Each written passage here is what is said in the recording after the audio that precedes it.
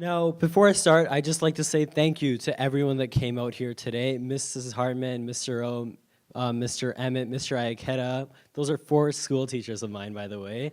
And thank you. We have Kim, who came from Montreal. We have Emily, Alicia, and above all, my parents. So when I talk about my parents, they know a lot about me. And let's just go back to today morning. It was 7:50 a.m., and I was getting late for school. And my teachers know this really well about me. I tend to be late sometimes. And it was 7:50 a.m. My alarm clock yelled at me to wake up. Meanwhile, it's 7:50 a.m. in Iqaluit, Nunavut. His parents yell at him to wake up. Meanwhile, my own mind remains calm, and I look at the mirror across my bed. I'm happy, and that's all that matters right now. I'm late to class, but I smile at my teacher, and I get a smile back, and that feels really good. He looks into that dusty mirror across his bed, and he's not happy. He feels the burden of intergenerational trauma from his parents and grandparents, and he feels out of place.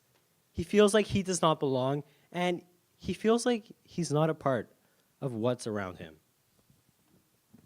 Success. A feeling of warmth soars through my own body. That smile that I caused on my teacher's face is absolutely amazing. Then I pull out my phone in class because that's the natural thing to do, and I send my friend who lives in Nunavut a text message, like I do every day. I text him saying, "Good morning. I'm here for you." Hours pass, and thoughts unravel in my friend's mind. He thinks about having no future, no job. Thoughts are put into his brain, and he's convinced that life will not be okay. He's getting ready to burst, and everything is spinning in his head like a tornado. Then he stops for a second, he checks his phone, and he leaves the room. He decides to keep on fighting. Now, all it takes is a smile or a text or a true friendship to truly make a difference in someone's life. And at this point in the morning, I realize I have a power. In fact, everyone in this room has that same power. I want everyone here to start using that power to connect, because that power is truly powerful. Now, I've always been fairly talkative, but I didn't know the true power of real connection until last summer, and that was when I traveled to the Arctic. Now, I remember seeing the sun behind these beautiful mountains. I felt the cold wind against my hair, and I felt everything around me. I remember seeing 9 polar bears on this one day. That was actually amazing that day. And I saw a lot of ice. And at the time, I didn't really know what this meant. It was just ice for me. But then I saw these dead seal carcasses, and I saw these other things. I saw birds feeding on them.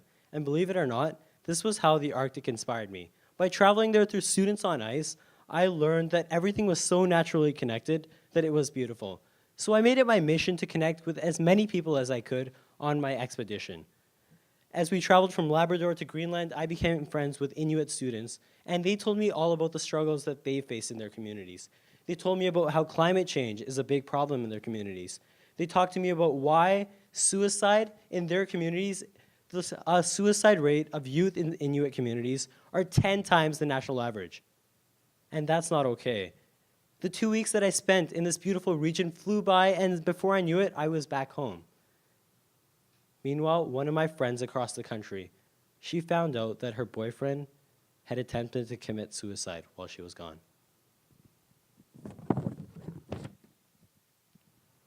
This was the first time in my life suicide had ever hit me so personally, and I didn't know what to do. I didn't know who to talk to, I didn't know what to think about it, and I also thought about the stigmas between mental health that we have in today's society.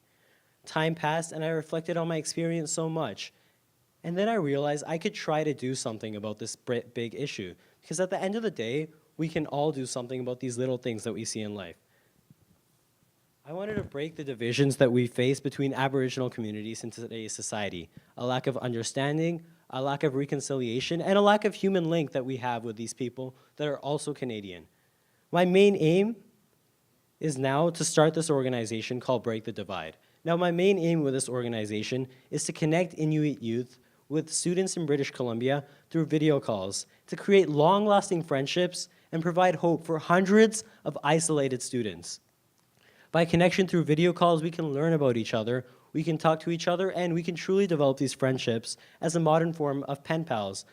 Now, we can learn about each other's different lifestyles, and I know from personal experiences that having a good friend can go such a long way in terms of one's mental health. Our terms of and our messages of positivity will truly make a difference. Now, connecting these students across the country will resultantly improve mental health in these regions and create a deeper understanding of the issues that we face.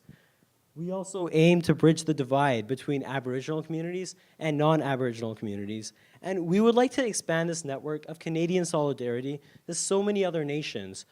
Now, this coming April, I'll be traveling to France and Belgium as a part of the Vimy Foundation, and when I travel there, I hope to connect with French and Belgian students and connect them with Inuit students, creating connections that have never been made before. And I believe this will be truly powerful.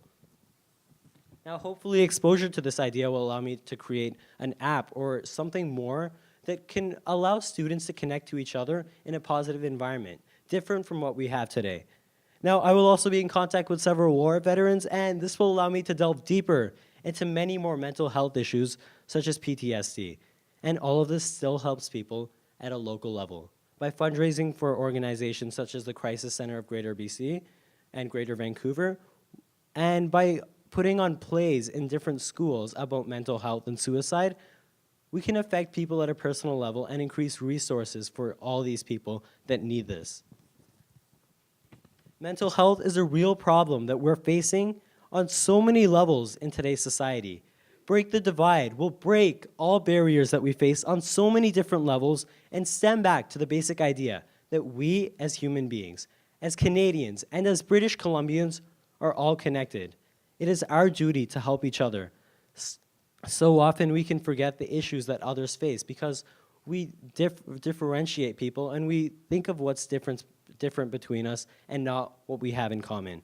I believe by talking about this issue, we can address our universality and address so many other issues to inspire other people to break out of their social norms and aspire to act upon issues that they are passionate about.